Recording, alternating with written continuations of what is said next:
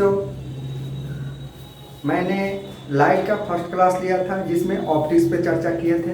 Optics को दो भाग में बांटे थे, पहला था रेज ऑप्टिक्स, दूसरा था वेव ऑप्टिक्स। वेव ऑप्टिक्स और रेज ऑप्टिक्स को डिफाइन भी किए थे, लेकिन लाइट का एक डुअल नेचर होता है, कल हम चर्चा किए थे। इस बात को आप लोग हमेशा ध्यान में रखिए, लाइट का डुअल कैरेक्टर होता है और डुअल कैरेक्टर को समझना थोड़ा डिफिकल्ट होता है।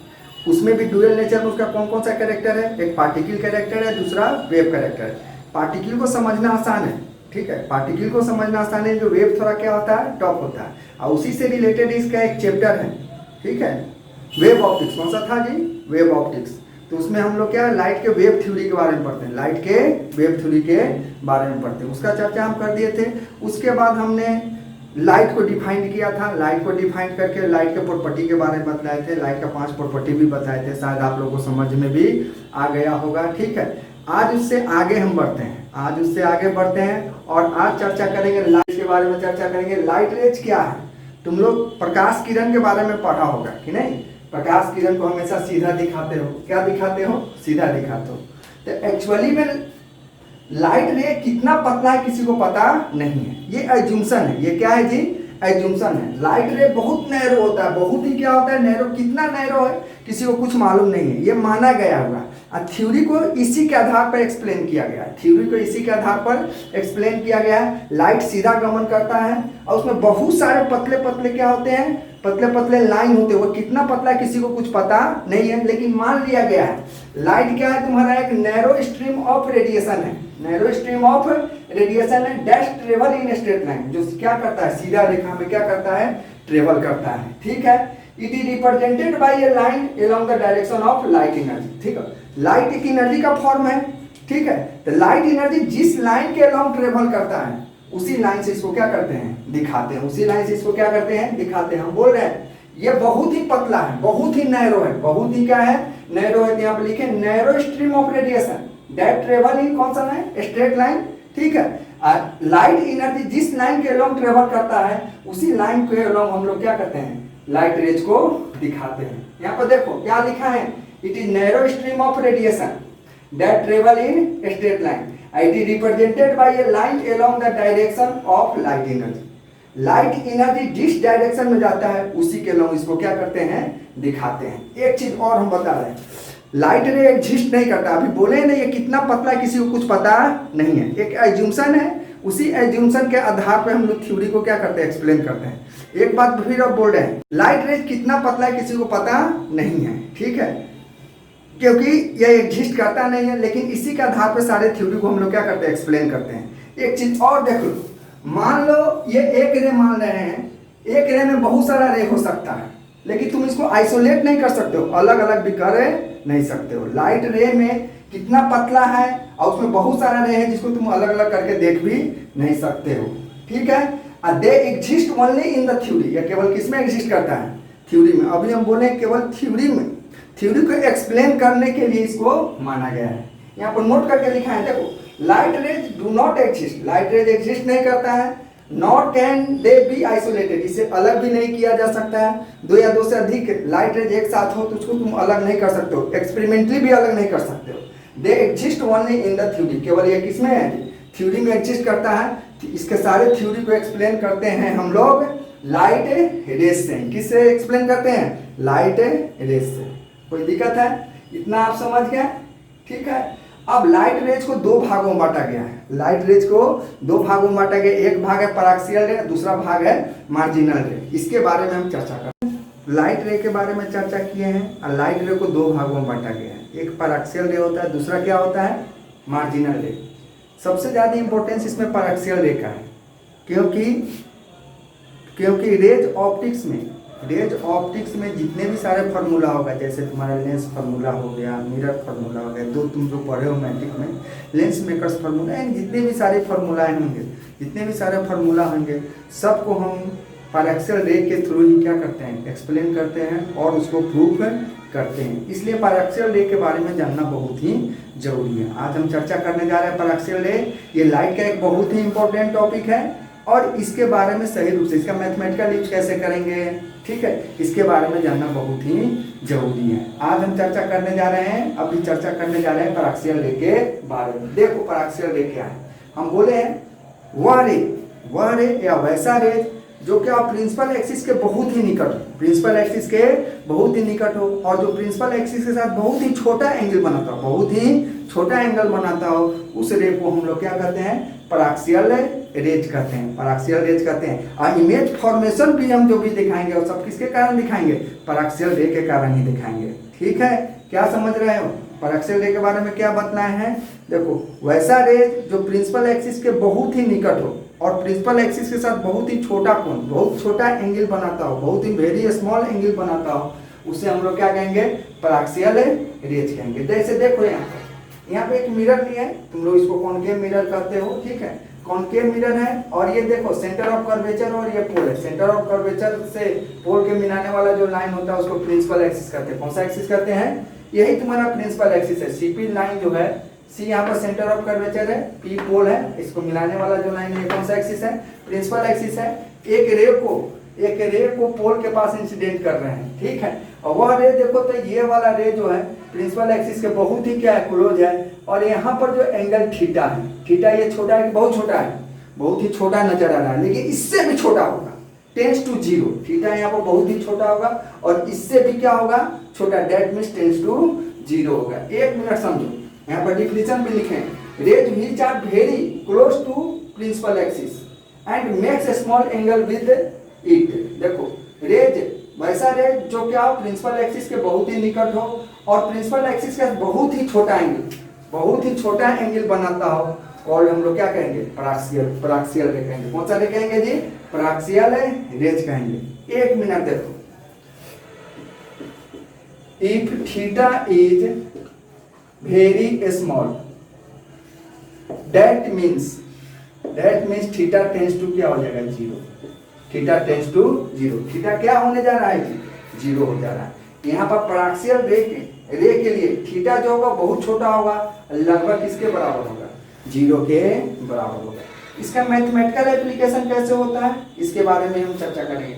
लिमिट तुम पढ़ा होगा, लिमिट में टेंस टू का वर्ड आता है, किसका वर्ड आता है जी, टेंस टू का वर्ड आता है, और उससे रिलेटेड कुछ फॉर्मूला भी है जिसके बारे में हम बतलाने जा रहे हैं कि थीटा टेंस टू का लाइट में कैसे मैथमेटिकल यूज करेंगे, मैथमेटिकल एप्लीकेशन इसका कैसे होगा उसके बारे में चर्चा करेंगे। पराक्सियल रे में थीटा को बहुत छोटा लिया जाता है, थीटा टेंस टू जीरो। जब थीटा टेंस टू जीरो होता है तो वहाँ पर साइन थीटा भी थीटा के बराबर होता है और टेन थीटा भी किसके बराबर होता है, थीटा के बराबर होता है। ये कॉन्सेप्ट लिमिट से आता है, ये कॉन्सेप्ट क्या आता है, लिमिट से आता है। इसको तुम लोग देख लो कैसे आता है, फ्रॉम लिमिट तुम लोग लिमिट में पढ़ा होगा, मैथ का स्टूडेंट सारा होगा जो लिमिट में पढ़ा होगा, जो बायो का स्टूडेंट अगर नहीं पढ़ा तो उसको देख लो। फ्रॉम लिमिट में पढ़े होंगे, limit theta tends to zero sine theta by theta equal to क्या होता है, 1। अगर इस थीटा को क्रॉस कर दे, थीटा को क्या कर दे, क्रॉस मल्टीप्लाई कर दे, तो थीटा इंटू 1 इक्वल टू क्या हो जाएगा, थीटा। तो यहाँ पर बच जाएगा limit theta tends to zero sine theta equal to क्या हो जाएगा, थीटा। इसका मतलब limit theta tends to zero, theta tends to zero का मतलब theta is very small, theta is very small, just tends to zero मतलब very small. तो उस केस में साइन थीटा किसके बराबर है, थीटा। इसके लैंग्वेज में लिख सकते हैं, if theta is very small, theta tends to zero, that means theta is very small, then sine theta equal to theta. लिख सकते हैं इसको फर्स्ट माने, इसको क्या माने है जी, फर्स्ट माने। उसी तरह से tan का भी फार्मूला आता है, if theta tends to limit theta tends to zero tan theta by theta equal to भी क्या होता है, वो क्रॉस मल्टीप्लाई करते हैं। तो यहाँ पर limit theta tends to zero tan theta equal to क्या आ जाएगा, theta. Theta tends to zero मतलब theta is very small, then tan theta equal to क्या लिख सकते हैं, tan theta equal to theta. यहाँ पर फ्रॉम फर्स्ट एंड सेकंड देखो तो यहाँ पर थीटा इज वेरी स्मॉल है तो साइन थीटा थीटा के बराबर है, थीटा इज वेरी स्मॉल है तो tan थीटा थीटा के बराबर है। यानी कि कहने का मतलब क्या हो जाएगा, दोनों को जब कॉमन करेंगे तो क्या हो जाएगा, साइन थीटा इक्वल टू क्या आ जाएगा, sine theta equal to tan theta equal to क्या आ जाएगा, थीटा आ जाएगा। कब, for very small angle theta. याद रखना लाइट में बार बार यूज होगा, लाइट का जो भी फॉर्मूला है, रेज ऑप्टिक्स का जो भी फॉर्मूला वहां पे एप्लीकेशन होगा, ठीक है। वहां पे एप्लीकेशन क्या होगा, साइन थीटा की जगह कभी थीटा ले सकते हैं, tan थीटा की जगह कभी थीटा ले सकते हैं, कभी साइन थीटा की जगह tan थीटा ले सकते हैं और कभी tan थीटा की जगह क्या ले सकते हैं, साइन थीटा। कब, जब थीटा बहुत छोटा हो, डेट मीन्स पराक्सियल रे। कौन सा रे है जी? पराक्सियल रे। देखो मिरर फार्मूला हम साबित करेंगे, तुमने मैट्रिक में भी साबित किया होगा सिमिलर ट्रिंगल को लेके। देखिए हम मिरर फार्मूला करेंगे, मिरर फार्मूला को जो साबित करेंगे पॉइंट ऑब्जेक्ट के थ्रू साबित करेंगे, और वहां पर साबित करेंगे 1/v/1/e=1/f। ठीक है, यहाँ पर थीटा टेंस टू क्या होगा 0, पराक्सियल रे से साबित करेंगे। लेंस फार्मूला तुम लोग पढ़ा होगा 1/v-1/e बराबर 1/f, पढ़ा होगा ना जी, ये दोनों तुम 10th में पढ़ा होगा। ये सारे फार्मूला का प्रूफ जो होगा किसके द्वारा होगा? पराक्सियल रे के द्वारा होगा, जहां पर थीटा क्या होता है? बहुत ही छोटा होता है। इसका साबित हम करेंगे। अब यहाँ पे एक बहुत इंपॉर्टेंट बता रहे हैं, यहाँ बहुत इंपॉर्टेंट एक पॉइंट लिखे हैं, नोट करके हम लिख रहे हैं। All formula of rays optics are valid for paraxial ray. All formula of rays optics are valid for paraxial ray. Ray optics का जितने भी सारे फार्मूला हैं, सभी फार्मूला को वैलिड है किसके लिए? पराक्सियल रे के लिए। इतना ही फार्मूला नहीं, बहुत सारा फार्मूला है। सारे फार्मूला पर धीरे धीरे चर्चा होगा, समझे, जिसके बारे में हम बताएंगे। साबित होगा किसके थ्रू जी? पराक्सियल रे के थ्रू ही। रेज के बारे में बताएं। रेज दो तरह के होते हैं, पराक्सियल रे और मार्जिनल रे। पराक्सियल रे के बारे में बता दिए। अब मार्जिनल रे क्या होता है? जस्ट उसका अपोजिट है, जस्ट उसका अपोजिट है। वैसा रेज जो प्रिंसिपल एक्सिस के साथ बड़ा कोण बनाता हो, लार्ज एंगल बनाता हो। क्या बनाता हो जी? लार्ज एंगल बनाता हो। उसे कौन सा रे कहते हैं जी? मार्जिनल रेज कहते हैं। कौन सा रे कहते हैं उसको जी? मार्जिनल रे। हम क्या बोल रहे हैं जी? देखो, rays which makes large angle with principal axis, large angle with principal axis are called, क्या कहेंगे? मार्जिनल रे। यहाँ पर देखो, ये प्रिंसिपल एक्सिस है, ये कौन सा एक्सिस है जी? प्रिंसिपल एक्सिस है। और ये थीटा है, ये क्या है? थीटा। ये थीटा देखने में क्या लग रहा है? 12 लग रहा है। यहाँ पर थीटा इज क्या है? लार्ज है। थीटा क्या है जी? लार्ज है। तो ये कौन सा रे कहलाएगा तुमको? ये मार्जिनल रेज। कभी कभी एक्सटेंडेड ऑब्जेक्ट, बाद में हम चर्चा करेंगे, एक्सटेंडेड ऑब्जेक्ट होता है। एक्सटेंडेड ऑब्जेक्ट में 12 ऑब्जेक्ट, पॉइंट ऑब्जेक्ट के लिए तुमको पराक्सियल रे पता चल जाएगा। लेकिन कभी कभी एक्सटेंडेड ऑब्जेक्ट होता है, 12 ऑब्जेक्ट होता है, तो उसमें इमेज का फॉर्मेशन हम करते हैं। इमेज का फॉर्मेशन जब करते हैं तो मार्जिनल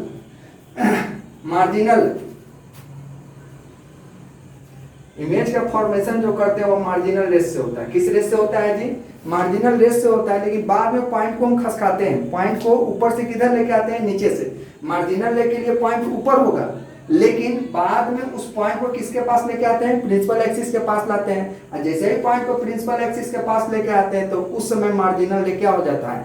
पराक्सियल रे में कन्वर्ट हो जाता है। जहां पे हम थीटा 12 रहता है तो थीटा टेंस टू को, तब वहां पर थीटा जैसे ही पॉइंट को ऊपर से नीचे खसकाएंगे तो उस केस में थीटा टेंस टू 0 होगा। That means marginal rays are converted into क्या हो जाएगा? Paraxial rays. Image formation marginal ray से दिखाएंगे, लेकिन पॉइंट को क्या करेंगे? पराक्सियल रे के पास लेके आएंगे, प्रिंसिपल पोल के पास लेके आएंगे। पॉइंट को पोल के पास लेकर आएंगे, अब पोल के पास जैसे ही पॉइंट होगा तो मार्जिनल रे किस में कन्वर्ट हो जाएगा? पराक्सियल रे में कन्वर्ट हो जाएगा। और मेरा क्या हो जाएगा? मेरा फार्मूला, तुम्हारा जो भी फार्मूला है वो तुम्हारा फार्मूला ऑब्टेन्ड हो जाएगा, प्राप्त हो जाएगा। यही तुम्हारा मार्जिनल रे है। अब एक सवाल होता है, रेज ऑप्टिक्स का सारा फार्मूला, सारे फार्मूला को हम लोग किसी से दिखाते हैं? पराक्सियल रे से दिखाते हैं। लेकिन रेज ऑप्टिक्स के सारे लॉ, जैसे लॉ ऑफ रिफ्लेक्शन, जितने भी सारे लॉ हैं वो सभी लॉ दोनों रेज के लिए वैलिड है। पराक्सियल रे के लिए भी वैलिड है और मार्जिनल रे के लिए वैलिड है। एक मिनट देख लो, रेज ऑप्टिक्स का फार्मूला केवल पराक्सियल रे के लिए वैलिड है, जो हम पहले नोट करके लिखा दिए हैं। लेकिन रेज ऑप्टिक्स का सारे लॉ जो है ना, दोनों रे के लिए वैलिड है। यहाँ पर नोट करके हम लिखाने जा रहे हैं, बहुत इंपॉर्टेंट पॉइंट है, देख लो। All laws of rays optics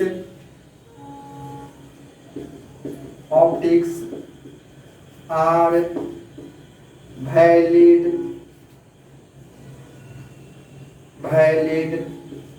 for both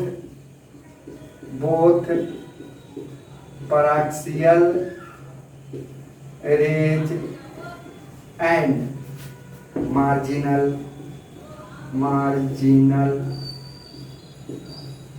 raise. जैसे लॉ ऑफ रिफ्लेक्शन, लॉ है, रेज ऑप्टिक्स का लॉ है, ठीक है।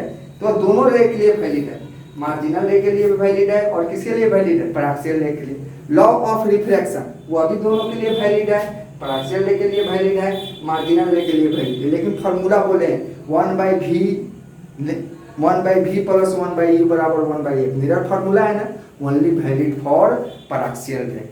Lens formula 1/v minus 1/u equal to 1/f, only valid for paraxial है। लेकिन लॉ जो है वह दोनों के लिए क्या है, एप्लीकेबल है, दोनों के लिए वैलिड है। ठीक है, ये तुम्हारा हो गया मार्जिनल रे। आप लोग रेज के बारे में जान गए, अब जानते हैं बीम के बारे में। ठीक है, बीम क्या है, बीम को हिंदी में हम लोग किरण पुंज भी कहते हैं, जिसको हम लोग कहते हैं किरणों के समूह को। बहुत सारा रेज का जो होगा ना बंडल होगा, समूह मतलब कहने का सेंस यहाँ पे क्या है, बहुत सारा रे का जो बंडल होगा उसी को हम लोग क्या कहते हैं जी, बीम कहते हैं। बहुत सारा रेज का बंडल हो, बहुत सारा रेज का जो समूह होगा उसी को हम लोग क्या कहते हैं जी, बीम कहते हैं। यहाँ पर डिफाइंड भी किए हैं, ए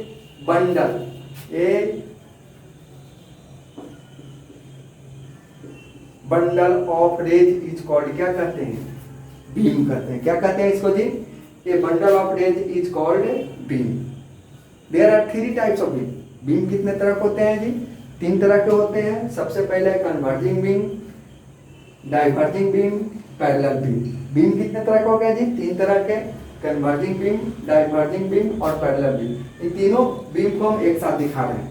डाइवर्जिंग बीम में क्या है जी, रेज के डायरेक्शन में, ठीक है, रेज के डायरेक्शन में कन्वर्जिंग बीम का डायमीटर क्या होता है, घटता है। रेज के डायरेक्शन में कन्वर्जिंग बीम का डायमीटर डिक्रीज करता है, डायमीटर क्या करता है, डिक्रीज करता है। जैसे आप फिगर से देखो, ये बहुत सारा 3 रेज दिखा रहे हैं, ये क्या हो गया, बंडल ऑफ रेज हो गया, bundle of 3 rays. That means ये क्या हो गया, that means this is called beam. इसे क्या कहेंगे, बीम कहेंगे। यहाँ पर सारा रे एक पॉइंट पर मिल रहा है, डायरेक्शन ऑफ रे देख रहे हो, किसी एक पॉइंट पर आगे क्या कर रहा है, कोइंसाइड कर रहा है। यहाँ पर ये देख रहे हो, ये वाला इसका डायमीटर हो गया, क्या हो गया जी, डायमीटर। तो डायमीटर यहाँ पर देख रहे हो 12 है, और जैसे जैसे डायरेक्शन ऑफ रे के एलोंग जा रहा है, डायमीटर धीरे धीरे क्या हो रहा है, यहाँ पर बड़ा डायमीटर, ये क्या है, छोटा डायमीटर। यहाँ पर देख लो, यहाँ पर डायमीटर बड़ा है, और रेज के एलोंग जैसे जैसे जाएंगे डायमीटर छोटा होते जाएगा। एक समय पॉइंट पर डायमीटर क्या हो जाएगा, 0 हो जाएगा। तो देख रहे हो, रेज के एलोंग कन्वर्जिंग बीम का डायमीटर क्या हो रहा है, घट रहा है। कन्वर्जिंग बीम का डायमीटर क्या हो रहा है, घट रहा है। और जहां पर पॉइंट, जिस पॉइंट पर कोइंसाइड करेगा, जिस पॉइंट पर इंटरसेक्ट करेगा, उस पॉइंट पर डायमीटर क्या हो जाएगा, 0 हो जाएगा। ये है, ये बीम है, ये देख रहे हो, ये बीम है।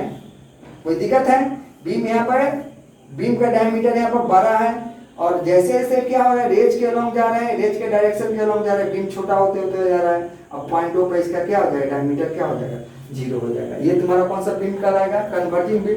जस्ट इसका अपोजिट है diverging beam. The diameter of beam increases in the direction of rays. Rays के डायरेक्शन में बीम का डायमीटर क्या होता है, बढ़ता हो, तो उसे कौन सा बीम कहेंगे जी, डाइवर्जिंग बीम। यहाँ पर देख लो, ये पॉइंट O है, पॉइंट O से 3 रेज निकल रहा है, ये 3 रेज का क्या है, बीम है। यहाँ पर देखो, यहाँ पर पहले जो पॉइंट O के पास डायमीटर 0 रहा होगा, जैसे जैसे ऊपर जा रहा है डायमीटर बढ़ा, फिर आगे जा रहे हैं तो डायमीटर क्या हो रहा है, और बढ़ रहा है। यानी कि देख रहे हो, रेज के अलोंग इसका डायमीटर क्या हो रहा है, बढ़ रहा है। इसे कौन सा कहेंगे जी, डाइवर्जिंग बीम। और दूसरा पैरेलल बीम है। पैरेलल बीम में रेज के अलोंग बीम का डायमीटर कांस्टेंट होता है, नहीं करता है। जैसे यहाँ पर देख रहे हो, 3 रेज है, 3 रेज है, तो इसको क्या कहेंगे जी, बीम कहेंगे। इसमें देखो, यहाँ पर देख रहे हो, एक ये डायमीटर दिखा रहा है, एक ये डायमीटर, हर जगह क्या है, सेम है कि नहीं है, तो इसे हम लोग क्या कहेंगे, पैरेलल बीम कहेंगे। कोई दिक्कत है, आप लोग समझ गए होंगे, फिगर ही सारा कुछ बता रहा है। ठीक है, बीम का चर्चा कर दिए। अब आते हैं लाइट के सेंस में, ऑब्जेक्ट और इमेज क्या होता है। लाइट में देखोगे, ऑब्जेक्ट का इमेज बनता है, ऑब्जेक्ट का ही क्या बनता है, इमेज बनता है। इमेज 2 तरह के होते हैं, रियल इमेज और क्या होता है, वर्चुअल इमेज। लेकिन लाइट के सेंस में ऑब्जेक्ट को कैसे डिफाइन करेंगे और इमेज को कैसे डिफाइन करेंगे। एक चीज तुम लोग पढ़ा होगा, हमेशा इंसिडेंट रे ऑब्जेक्ट से निकलता है। कहाँ से निकलता है जी, ऑब्जेक्ट से निकलता है। और रिफ्लेक्टेड रे जिस पॉइंट पे क्या होता है, जिस पॉइंट पे इंटरसेक्ट करता है, जिस पॉइंट पे कोइंसाइड करता है, वहीं पे इमेज का फॉर्मेशन होता है। डिफिनीशन जस्ट उसी से रिलेटेड है, मेरा डिफिनीशन जस्ट उसी से रिलेटेड है। एक बार समझ लो, यहाँ समझ लो, ऑब्जेक्ट को डिफाइन किए हैं। इट इज हम बोले हैं ना, ऑब्जेक्ट से इंसिडेंट रे निकलता है, ठीक है। तो इंसिडेंट रे जिस पॉइंट पर कोइंसाइड करेगा, इंसिडेंट रे जिस पॉइंट पर, दैट मींस कहां पर कोइंसाइड करेगा, ऑब्जेक्ट पर करेगा, ठीक है, बात समझ में। तो इंसिडेंट रे जिस पॉइंट पर इंटरसेक्ट करेगा या कोइंसाइड करेगा उसी को हम लोग ऑब्जेक्ट करते हैं। यहाँ पर डिफाइन कर रहे हैं, it is a point of intersection of incident ray. यह क्या है जी, इंसिडेंट रेज के क्या है, इंसिडेंट रेज का इंटरसेक्शन पॉइंट है। कौन सा पॉइंट है, इंटरसेक्शन पॉइंट है। देखो यहाँ पर ओ फॉर ऑब्जेक्ट हो गया, ओ फॉर क्या हो गया, ऑब्जेक्ट से क्या निकल रहा है, जो रेज निकलेगा, सभी रेज क्या है, सभी रेज इंसिडेंट रेज है। कौन सा रेज है, इंसिडेंट रेज है। अब पॉइंट ऑफ इंटरसेक्शन इसका आगे हो सकता है, ये रे ऐसे भागेगा, ये रे ऐसे भागेगा, ये रे ऐसे भागेगा। पॉइंट ऑफ इंटरसेक्शन कहाँ पे होगा, उसका ऑब्जेक्ट पर ही होगा। इंसिडेंट रे है, इसका पॉइंट ऑफ इंटरसेक्शन कहाँ होगा, ऑब्जेक्ट तो होगा। इसीलिए बोला जाता है इंसिडेंट रे का जो पॉइंट ऑफ इंटरसेक्शन होगा उसी को हम लोग क्या कहते हैं, ऑब्जेक्ट कहते हैं। कोई दिक्कत है। अब देखो इमेज का फॉर्मेशन किससे होता है, जब दो या दो से अधिक रिफ्लेक्टेड रे किसी पॉइंट पर क्या करे, कोइंसाइड करे या इंटरसेक्ट करे, ठीक है। तो यहाँ पर लिखे हैं इट इज ए, इमेज के बारे में बतला रहे हैं, it is a point of intersection of reflected raise, ठीक है। देखो यहाँ पर बहुत सारा रिफ्लेक्टेड रेज आ रहा है। कौन सा रेज आ रहा है, बहुत सारा रिफ्लेक्टेड रेज आ रहा है। एक पॉइंट पर क्या कर रहा है, इंटरसेक्ट कर रहा है। यही इंटरसेक्ट पॉइंट जो होगा वह क्या होगा, इमेज होगा। यह इंटरसेक्ट पॉइंट क्या होगा, इमेज होगा। ये सारा रिफ्लेक्टेड रे है, एक पॉइंट पर मिल रहा है ना, कि पॉइंट ऑफ क्या हो गया, पॉइंट ऑफ इंटरसेक्शन ऑफ क्या हो गया, रिफ्लेक्टेड रे। और इसी को हम लोग क्या कहते हैं, इमेज कहते हैं। अब चर्चा करेंगे रियल इमेज और वर्चुअल इमेज। तुम लोग पढ़ा होगा रियल इमेज और क्या पढ़ा होगा, वर्चुअल इमेज। अब रियल इमेज और वर्चुअल इमेज क्या है, इसके बारे में डिस्कस करते हैं। हो सकता है इसमें तुमको कुछ नया मिल जाए। तुम लोग पढ़ा होगा यदि क्या दो या दो से अधिक रिफ्लेक्टेड रे किसी पॉइंट पर एक्चुअली इंटरसेक्ट करता है, एक्चुअली इंटरसेक्ट करता है, तो एक्चुअल इंटरसेक्शन पॉइंट पर रियल इमेज का फॉर्मेशन होता है। ये डिफिनीशन हो गया। एक होता है वर्चुअल इमेज का डिफिनीशन क्या होता है, यदि टू और more than two reflected ray appear to intersect, किसी पॉइंट पर करता हुआ क्या महसूस हो, अपीयर टू इंटरसेक्ट, तो उस पॉइंट पर वर्चुअल इमेज का फॉर्मेशन होता है। एक चीज और तुम पढ़ा होगा, एक चीज और क्या पढ़ा होगा, real image is always inverted. Real image हमेशा क्या होता है, उल्टा होता है। अब virtual image is always erect, हमेशा क्या बनता है, सीधा बनता है। ये तो कॉमन चीज है, ये तुम लोग पढ़ा होगा। एक चीज तुम और जानते होगे, लेकिन उसका रीजन शायद जानते हो कि नहीं जानते हो, लेकिन आज उसके बारे में स्पष्ट करेंगे। तुम लोग पढ़ा होगा रियल इमेज को हम स्क्रीन पर उतार सकते हैं। रियल इमेज को स्क्रीन पे हम क्या कर सकते हैं, उसको उतार सकते हैं, स्क्रीन पर उसको प्राप्त कर सकते हैं, ऑब्टेन कर सकते हैं। लेकिन वर्चुअल इमेज को स्क्रीन पर प्राप्त नहीं करते। इसका क्या रीजन है, उसके बारे में हम स्पष्टीकरण करेंगे। आज हम बताएंगे फिर इमेज का दो तरह का इमेज होता है, रियल इमेज और वर्चुअल इमेज। उसमें एक पॉइंट को हम डिस्कस करेंगे, रियल इमेज को स्क्रीन पर हम उतारते हैं लेकिन वर्चुअल इमेज को उतारते नहीं है। क्या रीजन है, क्या कारण है इसका, ठीक है। और फिगर के साथ उसका स्पष्टीकरण भी करेंगे। ये बहुत ही इंटरेस्टेड टॉपिक है। There are two types of image, ठीक है। एक रियल इमेज है, दूसरा क्या है, वर्चुअल इमेज। रियल इमेज क्या है जी, actual intersection point of two और मोर देन टू रिफ्लेक्टेड रे। यहाँ पर डिफिनीशन भी लिख रहे हैं। देखो यहाँ पर दो रिफ्लेक्टेड रे है। कौन सा रे है जी, दो रिफ्लेक्टेड रे, एक ऐसे आ रहा है, एक ऐसे जा रहा है। दोनों यहीं पे नहीं इंटरसेक्ट कर रहा है जी। दो या दो से अधिक भी हो, कोई दिक्कत है नहीं है। हम कम से कम कितने दिखाए हैं, at least two reflected ray. Two reflected ray ये एक्चुअली इंटरसेक्ट कर रहा है, देख रहे हैं, दोनों एक दूसरे को काट रहा है। नहीं काटने के बाद रास्ता मोड़ता नहीं है, ठीक है। टक्कर होता है, इंटरसेक्ट होता है, लेकिन रास्ता मोड़ता नहीं है। रेज का एक खासियत है, जब इंटरसेक्ट होता है तो सीधे डायरेक्शन में निकलता है, मुड़ता उड़ता नहीं। एक चीज ये ध्यान रखना। यहाँ पर देखो दो रिफ्लेक्टेड रे आ रहा है, दोनों यहाँ पे इंटरसेक्ट कर रहा है, एक्चुअली इंटरसेक्ट कर रहा है। क्या कर रहा है जी, वास्तविक रूप से कट रहा है। इसको बोलेंगे एक्चुअल इंटरसेक्शन पॉइंट। यहाँ पे देखो एक्चुअल इंटरसेक्शन पॉइंट लिखे AIP। एक्चुअल इंटरसेक्शन पॉइंट पर किस इमेज का फॉर्मेशन होगा, रियल इमेज का। क्या फॉर्मेशन होगा जी, रियल इमेज का। इतना समझ गए तुम लोग।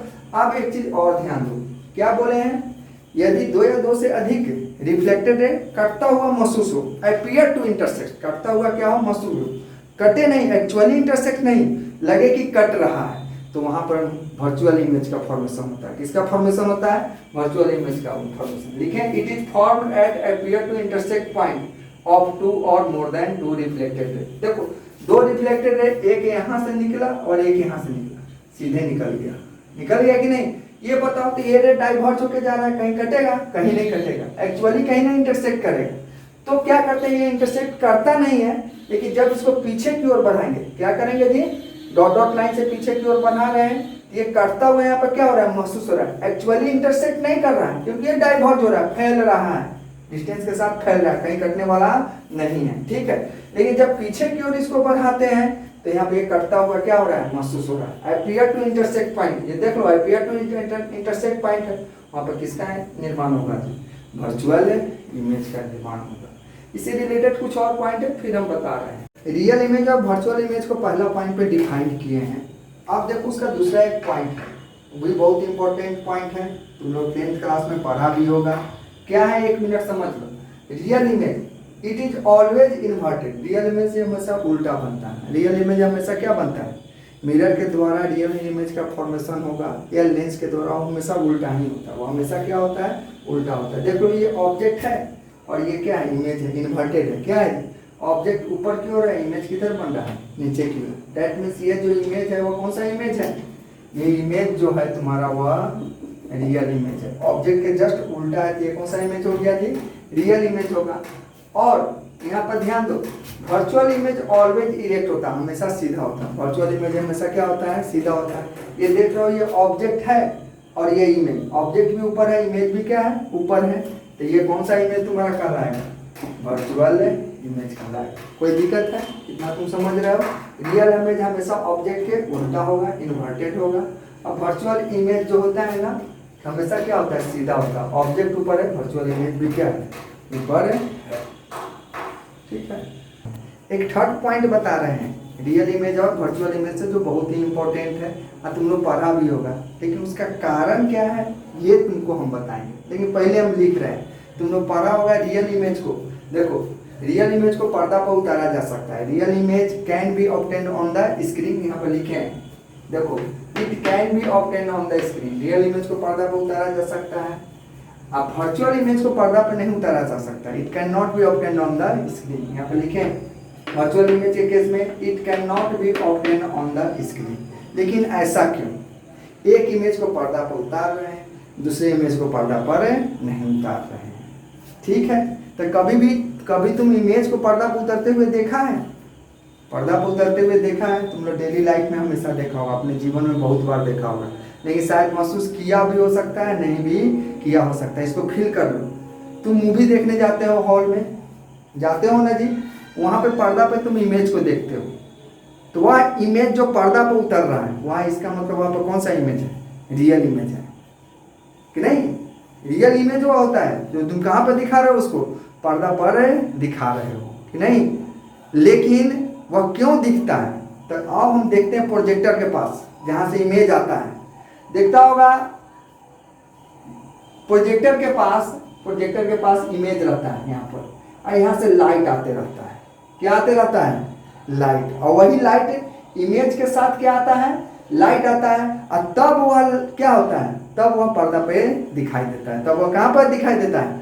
इमेज के साथ क्या आता है? लाइट आता है, तब वह पर्दा पर दिखाई देता है। अगर इमेज से लाइट को हटा दिया जाए, तब क्या वो पर्दा पर आ सकता है? नहीं आ सकता है, कभी भी नहीं आ सकता है।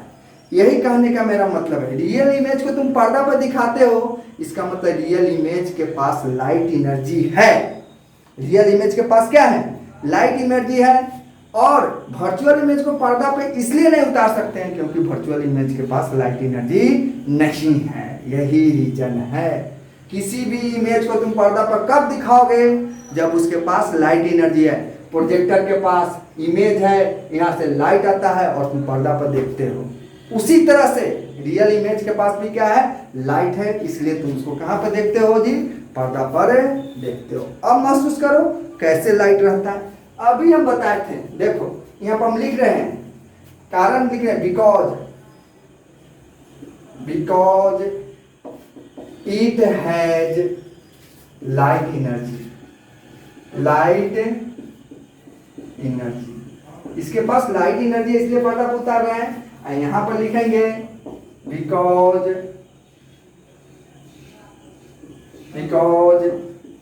It has no light energy,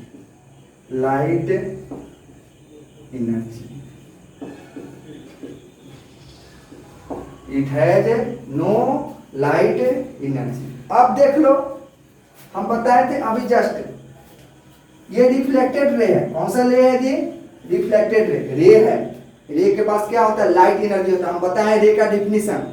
रे क्या है? लाइट एनर्जी के एलोंग क्या करता है? एलोंग क्या करता है? स्ट्रेट लाइन में ट्रेवल करता है। तो रे है, इसका मतलब उसके पास कौन सा एनर्जी है? लाइट एनर्जी है। यहाँ पर कितने रे कोइंसाइड कर रहे हैं? 2 रे। कितने रे कोइंसाइड कर रहे हैं? 2 रे। तो यहाँ पर कौन सा इमेज बना दी? Real image. और रे के पास लाइट एनर्जी है, तो यहाँ पर निश्चित होगा 2 रे मिल रहा है वहां पर, इसका मतलब 2 रे मिल रहा है वहां पर, लाइट और बढ़ जाएगा। इस रे का भी लाइट बढ़ेगा, इस रे का भी। इससे ज्यादा अगर लाइट यहाँ पर कोइंसाइड करेगा, रे कोइंसाइड करेगा, तो लाइट एनर्जी और भी अधिक होगा। देख रहे हो, रिफ्लेक्टेड रे के पास लाइट एनर्जी है, जहां पर कोइंसाइड करेगा वहां पर भी क्या होगा? Light energy. कोई दिक्कत है? इतना तुम समझ रहे हो? अब देख लो, एक तुमको वर्चुअल इमेज का चर्चा हम किए थे ना। एक रे ऐसे चला गया, एक रे रिफ्लेक्टेड रे के साथ एनर्जी किधर जा रहा है? ऐसे जा रहा है। लेकिन जब इसको हम पीछे बढ़ाएंगे, कहां बढ़ाएंगे जी? पीछे बढ़ाएंगे, तो रे तो लाइट एनर्जी किधर जा रहा है? रे के साथ जा रहा है। लेकिन रे किधर है? आगे की ओर है, पीछे की ओर रे है? नहीं है। यहाँ पर कौन सा इमेज बन रहा है? वर्चुअल इमेज बन रहा है। रे क्या हो रहा है? रे यहाँ से ओरिजिनेट हुआ और आगे की ओर भाग गया, यहाँ से आगे भाग गया, यानी कि रे के साथ लाइट एनर्जी आगे जा रहा है, पीछे तो एनर्जी है नहीं। इसके पास नो लाइट एनर्जी है, नो लाइट एनर्जी। अब देख लो, रियल रे के पास लाइट एनर्जी है, इसलिए इसको पर्दा पर उतारते हैं। वर्चुअल इमेज के पास लाइट एनर्जी नहीं है, इसलिए इसे पर्दा पर उतार नहीं सकते हैं।